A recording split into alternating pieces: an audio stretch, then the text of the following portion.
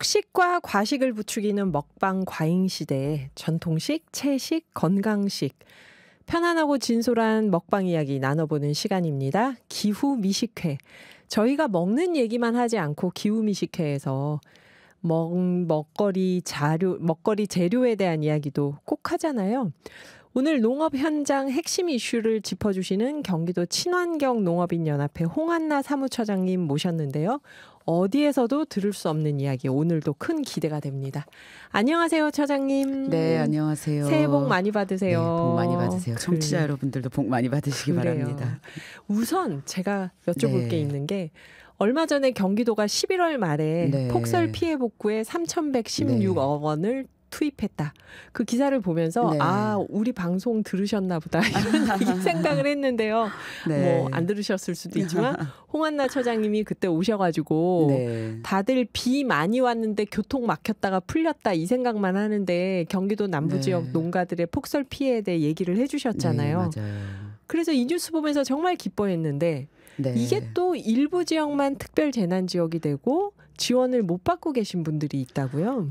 네, 너무 안타까운데요. 경기도 피해 규모가 경기도 발표로는 한 4천억 원 규모 정도라고 하는데 신고 못한 분들도 많아서 저는 이거보다 훨씬 더 클 거라고 보고 있고요. 정부 예산 1,319억 정도 포함해서 3,116억가 지원한다고 하는데요.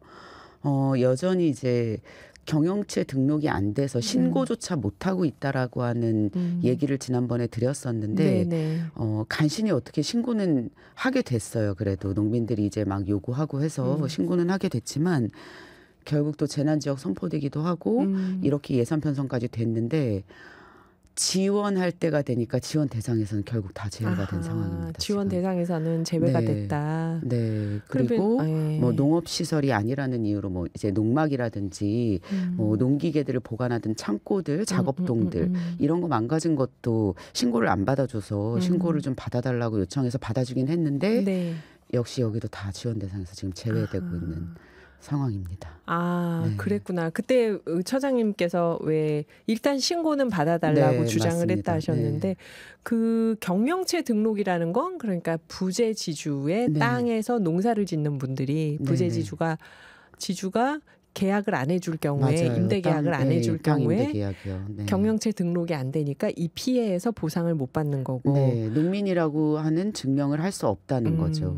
그리고 창고나 작업동 말씀하셨는데 그때 말씀 중에는 또 농작물 포장까지 직접 하셔야 되는 농민분들, 그러니까 그게 농업과 관련 없는 시설이라고 농업시설이 아니다. 받았는데 인정을 안 하면서 그 부분은 망가진 건 전혀 보상이 안 되고 제외되었습니다. 피해 농가의 실질적인 지원이 어디까지 됐는지가 좀 궁금해지는데요. 또 지난번에 그런 습설 피해, 무거워진 눈 피해와 관련해서 그런 예를 드셨어요. 20대 청년 자매 농부가 지금 빚더미에 앉았다.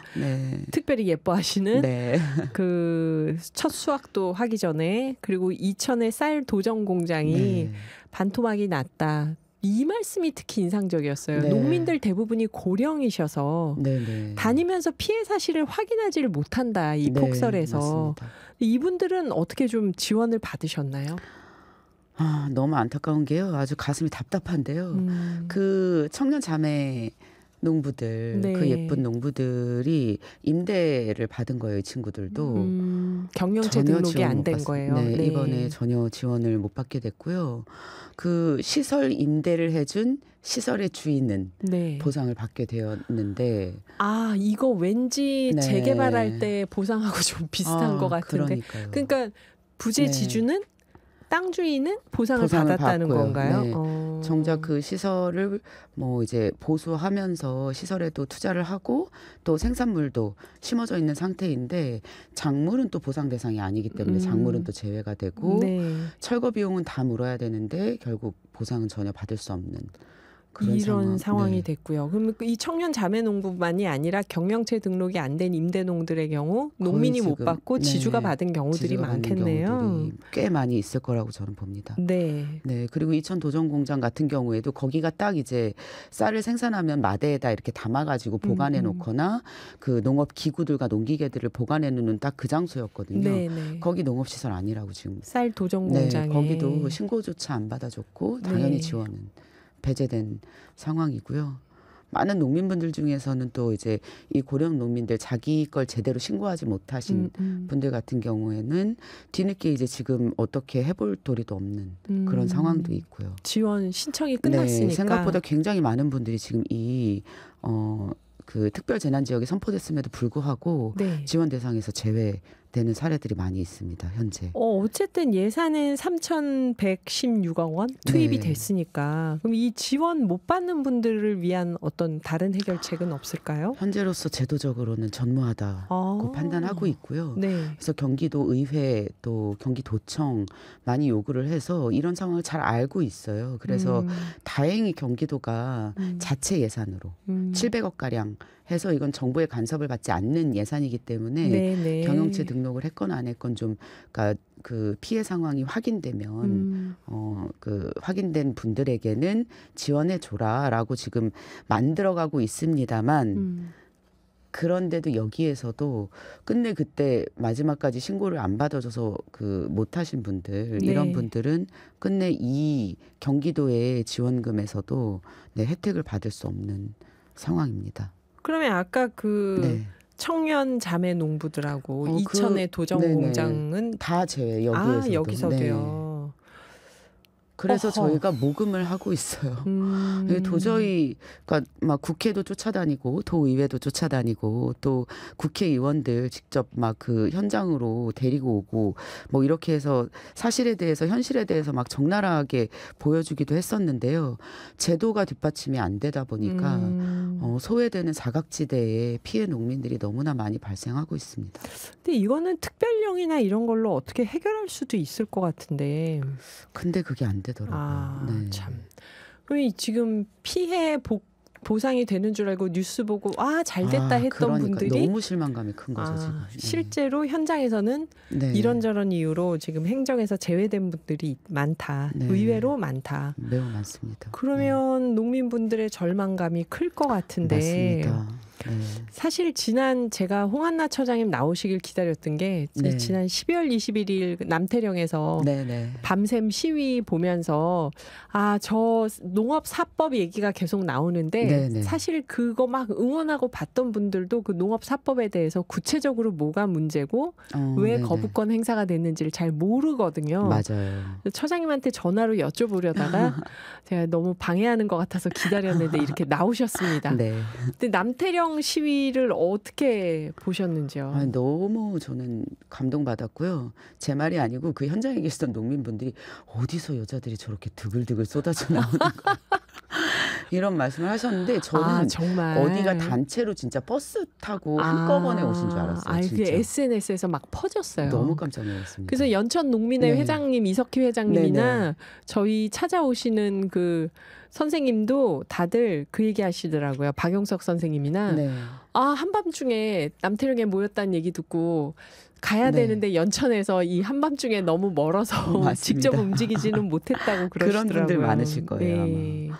저는 갔는데 진짜 거기 계셨구나. 계실 줄 알았어요. 제가 정말로 버스로 나른다고 생각했어요. 어디가 단체로 왔구나. 이렇게 사람들이 너무 많이 와서 많이 오니까 계속 오니까. 그러니까 그때 저도 SNS 보면서 남태령이 거기가 고립된 곳이잖아요. 맞아요. 주변에 그 수방사 말고 뭐가 없잖아요. 별로 없습니다. 근데 거기서 고개만 있는 거고.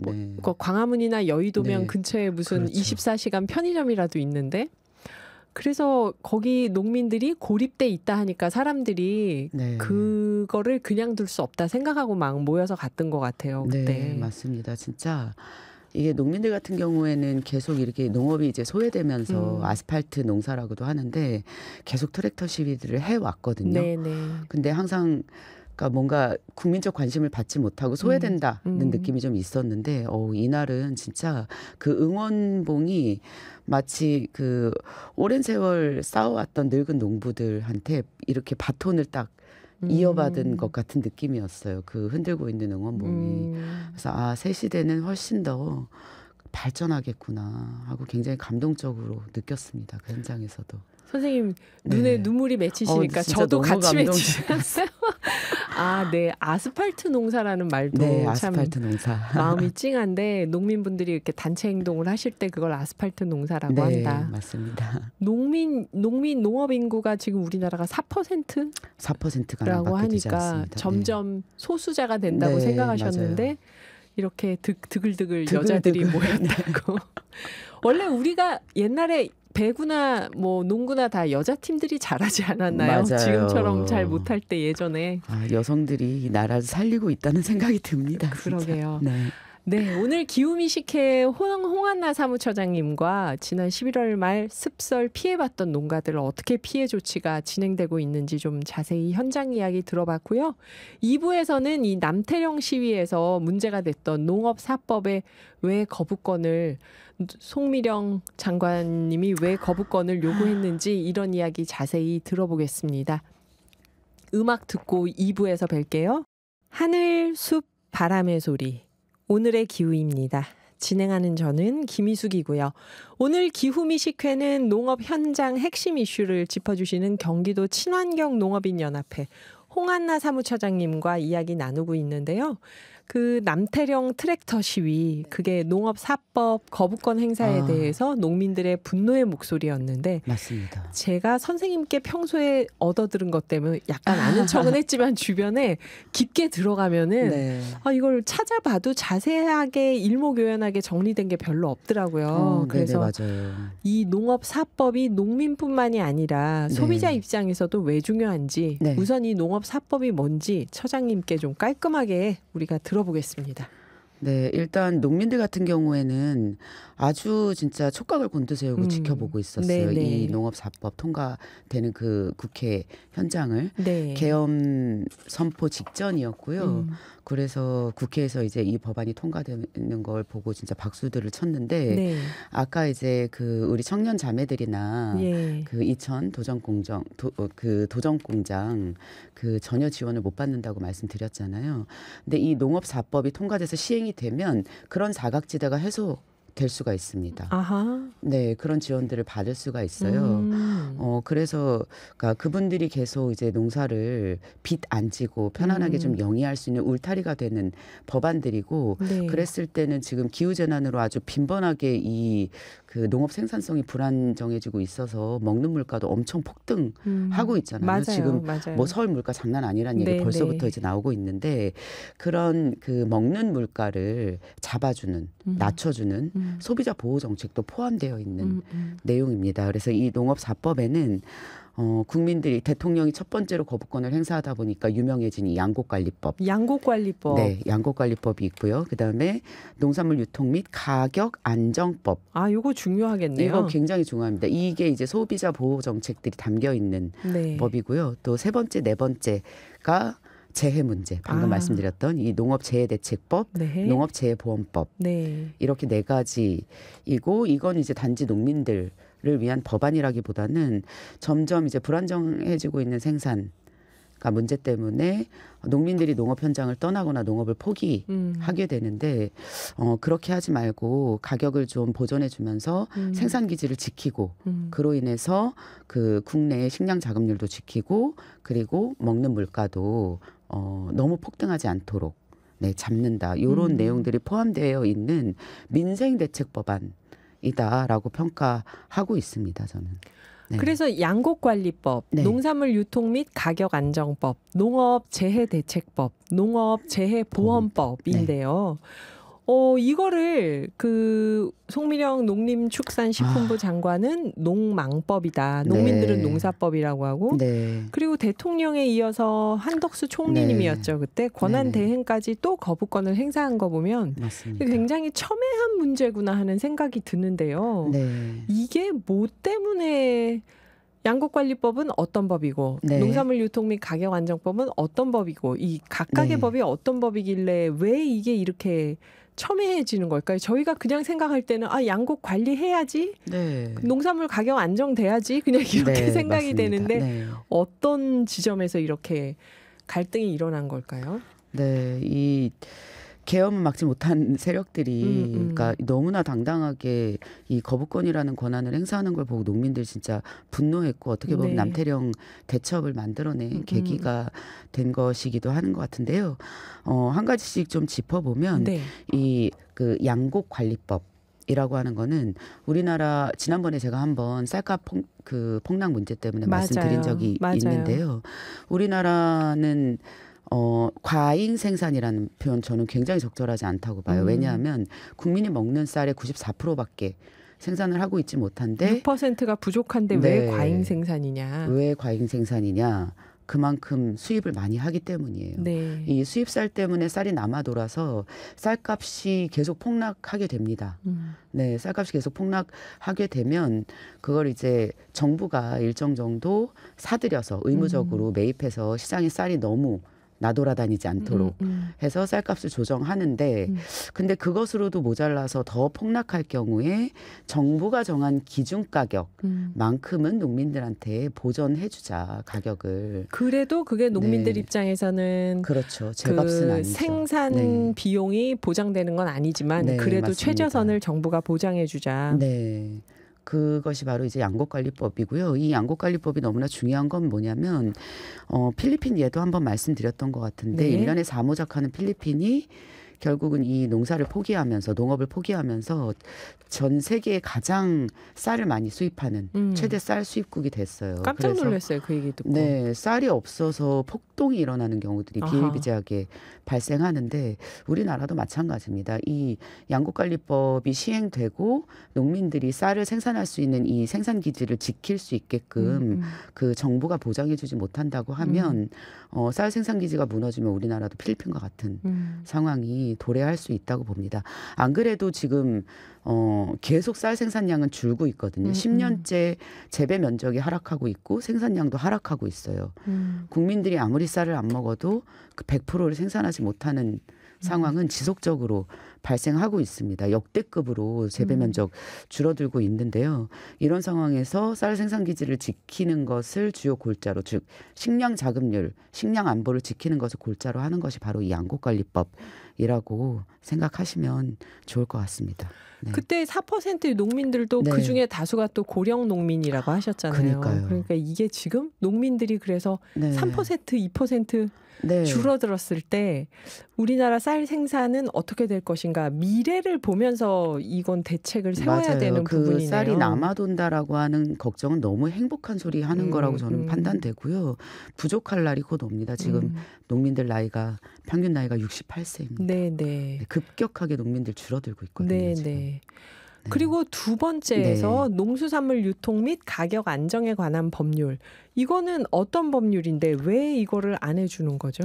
이것도 너무 심각해요. 이게 지금 기후 인플레이션이라는 말까지 나왔거든요. 즉, 그러니까 기후 위기로 인해서 생산이 안 되니까 먹는 물가가 폭등하는 현상. 네. 이건 이제 우리나라에만 있는 말은 아니고 전 세계적으로 네, 사용하는 단어인데요. 이 두 번째 이 농수산 유통 및 가격 안정에 관한 법률 같은 경우에는 소비자를 보호하는 것도 주요 골자로 하고 있어요. 우리 그걸 생각해 보시면 될 것 같아요. 우리 사과가 14,500원까지 네네. 올라갔는데 사실은 그거는 물론 사과 생산이 안 된 기후 위기로 인해서 안 된 측면도 있습니다만 그것을 이용해서 또 이 업자들이 매점 매석했다가 폭등할 대로 폭등할 때까지 풀지 않고 놔두는 건데 유통 구조에 문제가 네, 있었다는 맞습니다. 거죠. 네. 그러면 이 법안에서는 그런 상황을 대비해서 그런 저장업자들, 유통업자들, 도소매업자들한테 지원을 해주고 풀게 만드는 거예요. 이 수매한 농산물들을 그래서 가격을 안정시키는 소비자를 네. 보호하는 정책입니다. 네. 물론 그러니까 그것을 이제 골자로 하면서 여러 가지 뭐 바우처 사업을 통해서 물가가 폭등할 때 굶을 수밖에 없는 어떤 취약계층에 대한 이제 보장도 지원을 한다든지 이런 내용들도 좀 포함되어 있고요. 그리고 이제 핵심적으로는 또 생산자도 보호해야 되잖아요. 네, 폭락할 그렇죠. 때는. 그렇죠. 네. 여기도 역시 정부가 정한 어떤 기준가 이상으로 농산물 가격이 떨어지면 그 떨어지는 가격만큼을 생산자들에게 보존을 해준다. 라는 내용이 포함되어 있는데 양곡관리법에도 그 내용이 포함되어 있고 지금 이 가격 안정 그러니까 농안법이라고 하는 이 그 안정제도에도 그 내용이 포함되어 있어서 이걸 가지고 공격을 하는 것 같아요. 아니 이렇게 보존해주면 농민들은 아무렇게나 펑펑 멋대로 생산해가지고 막 물가 떨어지면 자기네들은 다 세금으로 보존받는다고? 그러면 이게 수조 원이 들어갈 거야. 이러면서 이제 반대 논리를 내세우고 있는데요. 저는 그럴 걱정은 없다고 생각합니다. 왜냐하면 네. 법을 만드시는 분들도 바보가 아니잖아요. 그런 것을 대비하는 장치가 이 법안에 또 들어가 있어요. 그래서 전년도 재배 면적 수준만큼만 가격을 보전해 준다라고 하는 그 법안에 그러니까 무턱대고 다 지원한다라고 하는 게 아니라 그 법안 안에 수급 조절을 할 수 있는 내용까지도 좀 포함되어 있기 때문에 그럴 염려는 사실상 없다. 네, 없습니다. 그러면 세 번째 농업재해보험법. 저는 사실 여기 제일 관심이 많아요. 네. 기후위기 시대에 정말 이걸 우리나라도 드디어 하는구나 그랬는데 농업재해대책법 이 두 가지 법안은 어떤 내용이고 이거는 또 왜 동의를 안 해주는 걸까요? 농민들이 해이해진다라고 하는 표현을 쓰더라고요. 도덕적 해이? 네, 그러니까 병해충 관리 이런 거 하나도 안 하고 일부러 막 농사 망치고 보험으로 네. 보험료를 받으려고 할 거다. 네. 하지만 그런 농민들은 절대 없거든요. 자동차 보험금 받으려고 차 사고 일부러 그렇죠.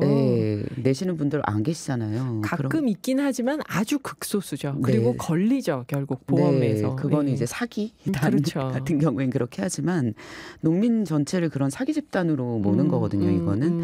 네, 저는 그래서 이제 말도 안 되는 논리인 건데 재해 범위를 넓히는 것. 이 핵심이에요. 그럼요. 사각지대를 없애는 것. 기후위기에 얼마나 많은 재해가 앞으로 생기겠어요? 네. 작년 하나만 해도 여름에 너무 더웠고요. 11월 둘째 주까지 반팔을 입고 다녔습니다. 우리가. 그러다 보니까 엄청나게 그 과일 같은 것들은 그냥 달려있는 채로 화상을 입어버려가지고 수확 못하는 경우들도 있는데 근데 고온 피해는 그러니까 재해로 포함되어 있지 않거든요. 지금 현재.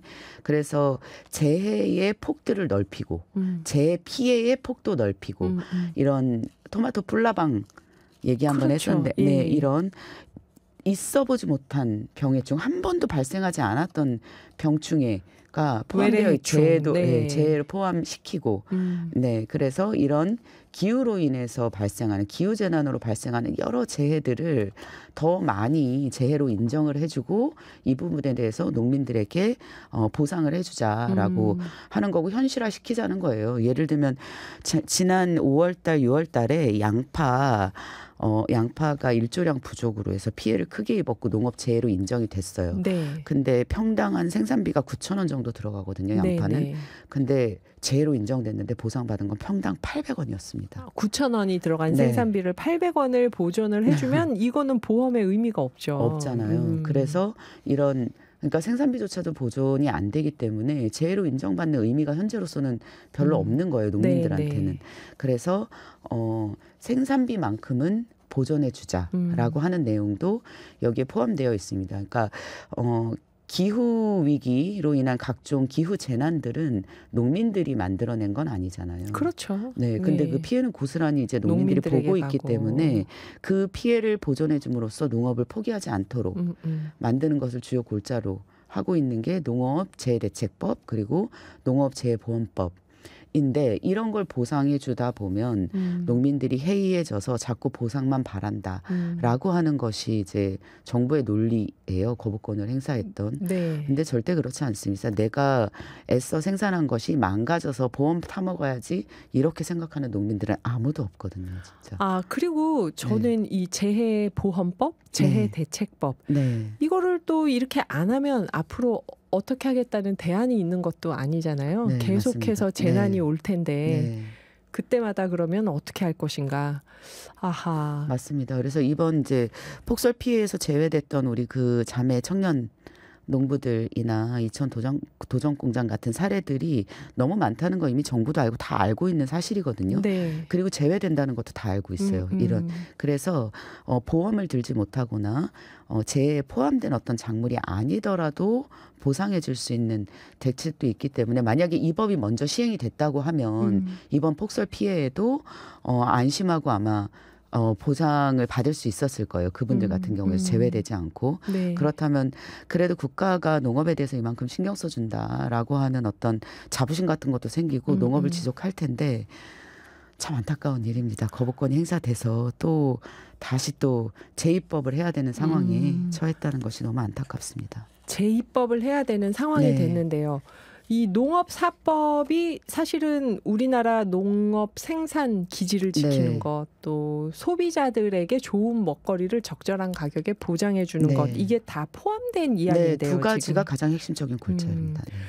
그래요. 이번에 남태령 트랙터 시위 네. 보면서 항상 정치 이슈로는 많은 시민들이 모여도 구체적인 어떤 특정 계층의 이야기에는 많이 모이기가 어려웠는데 맞습니다. 농민들 시위에 그렇게 많은 젊은 여성들 또 시민들이 가서 네. 함께 했다는 게 굉장히 큰 힘이 됐을 것 같아요. 네, 맞습니다. 그래서 처장님께 항상 저희는 이렇게 네. 딴 데서 못 듣는 얘기를 정보를 듣게 되는데 네. 더 많이 뛰시고 더 많이 네. 바빠지시겠죠 앞으로. 네. 지금 상황에 대해서 우리 네. 청취자분들께 이렇게 한번 종합적인 정리를 해주신다면. 네, 저는 이제 그러니까 이 법을 가지고 뛰어다니는 게 저는 저를 위한 거라고 생각해요. 아하. 저는 이제 앞으로 계속 늙을 거고 소득은 계속 줄어들 거고. 우리 모두. 우리 모두. 그래서 저는 늙도록 친환경 농산물 건강하게 먹고 건강하게 늙고 싶은데 네. 이런 제도적 뒷받침이 되고 있지 않으면 정말 먹는 물가는 천정부지로 치솟을 거예요. 제가 너무 걱정하는 게 뭐냐면 대한민국 농민들의 평균 연령이 68세입니다. 앞으로 10년, 15년 뒤면 이 사람들이 없어요. 이제 더 이상. 계셔도 농사 짓기 이제 너무 농사를 힘들어지죠. 네, 지을 수 없는 상황인데 그러니까 이런 제도적 뒷받침이 되지 않는다고 하면 그러니까 농업을 누가 하려고 하겠습니까? 농업이 매력적인 직업이 되지 못하기 때문에 새로운 세대들이 농업이라고 하는 걸 자기 직업으로 갖지 못하고 농업으로 유입되지 못하고 있는 상황인데요. 그럴수록 저는 이 농업 문제가 그 고령의 농민들만의 문제가 아니라 바로 내 삶의 문제다라고 하는 인식을 가지고 이 농업사법이 다시 재입법돼서 반드시 통과될 수 있게끔 우리 청취자 여러분들께서도 많이 관심 가져주시고 또 농민들과 연대해 주시면 감사하겠습니다. 네, 오늘 국가 식량 안보를 위해서 우리가 알아야 할 이슈 경기도 친환경 농업인 연합회 홍한나 사무처장님이 하나씩 짚어주셨습니다. 말씀 준비 자료 중에 보면 부동산 네. 안전 대책은 그러니까요. 60조인데 네. 농업 예산은 18조 7억 7천억 원이다. 네, 맞습니다. 부동산 예산의 10분의 1만이라도 농업 예산으로 돌리면 농업사법 하고도 철철 남는다 그러셨는데요. 네, 이 부동산 예산은 국민들한테 지원된다기보다는 부실 그 건설업체들한테 지원되는 예산이거든요. 거니까. 그래요. 처장님 지치지 마시고 파이팅입니다. 그래서 이런 얘기 오늘의 기후에 나와서 저희들이 알 수 있게 좀 많이 알려주세요. 네, 알겠습니다. 열심히 오늘도, 뛰겠습니다. 네, 오늘도 함께해 주셔서 감사합니다. 감사합니다. 건강 조심하시고요. 네, 우리 청취자 여러분도 모두 건강하세요.